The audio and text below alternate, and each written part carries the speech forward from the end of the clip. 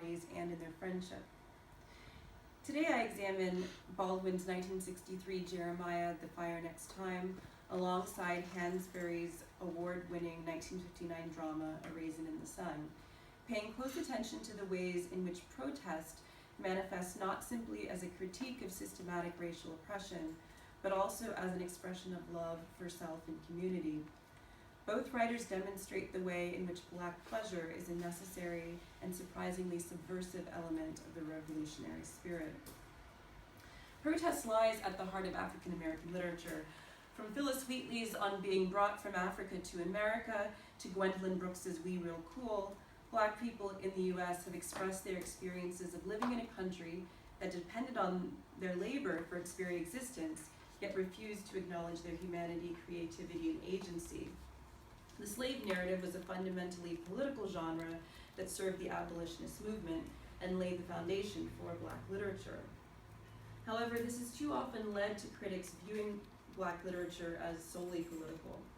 As Toni Morrison puts it in her 1984 essay, Memory, Creation, Writing, quote, "The discussion of Black literature in critical terms is unfailingly sociology and almost never art criticism." The debate between politics and aesthetics reemerges every generation, and James Baldwin, of course, was a major figure in mid-20th century discussions of protest and literature. In his 1949 essay, Everybody's Protest novel, he aligns Harriet Beecher Stowe's 1852 Uncle Tom's Cabin with Richard Wright's 1940 Native Son, arguing that despite each author's political investment in exposing the ills of slavery and systematic racism, respectively, both novels fail as works of art. As Baldwin puts it, and this is the first quotation on the handout, the failure of the protest novel lies in its rejection of life, the human being, the denial of his beauty, dread, power, in its insistence that it is his categorization alone that is real and which cannot be transcended, end quote. The problem of the protest novel, says Baldwin, is its lack of humanity. And certainly there are works of propaganda that masquerade as art, but I would argue that for many Black writers, the social and the aesthetic can never be separated. Toni Morrison's statement about her own work that, quote, "a novel has to be socially responsible as well as very beautiful," resonates with my reading of Baldwin and Hansberry, two people who were deeply engaged with the pressing issues of their time and serious artists who toiled over their craft, striving to marry truth and beauty. The Fire Next Time and A Raisin in the Sun are two examples of this marriage. Published to great acclaim in 1963, The Fire Next Time consists of two portions. My Dungeon Shook, a short letter to his nephew James, written on the 100th anniversary of the Emancipation Proclamation, and Down at the Cross, a letter from a region in my mind, a much lengthier essay about religion and race in America. In the 21st century, Baldwin's text has gained a new audience thanks to its appearance on the Ferguson syllabus, a crowdsourced syllabus with readings that address race, policing, African American history, and civil rights in the US, and its influence on Ta-Nehisi Coates' 2015 memoir, Between the World and Me, reflection on being a Black man in the US, that is addressed as a letter to his 15-year-old son.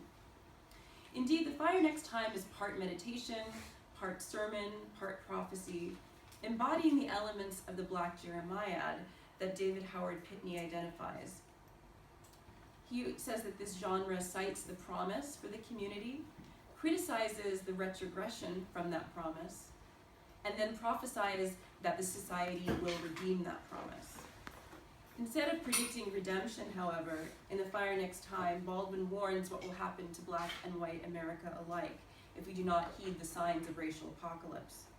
The title quotes a Negro spiritual that indicates the mercy of flood, contrasted with the punishment of fire, fire that would become literal in Watts, Chicago, Philadelphia, and elsewhere in the years following its publication. You probably know this, quote, "God gave Noah the rainbow sign, no water but the fire next time."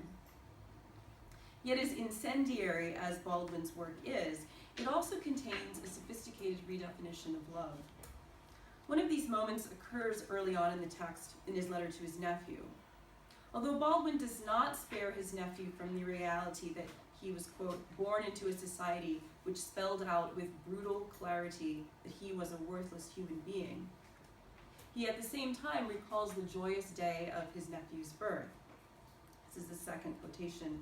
His nephew James was there to be loved, baby, hard, at once and forever, to strengthen you against the loveless world. Remember that. I know how black it looks today for you. It looked bad that day too, yes, we were trembling. We have not stopped trembling yet. But if we had not loved each other, none of us would have survived.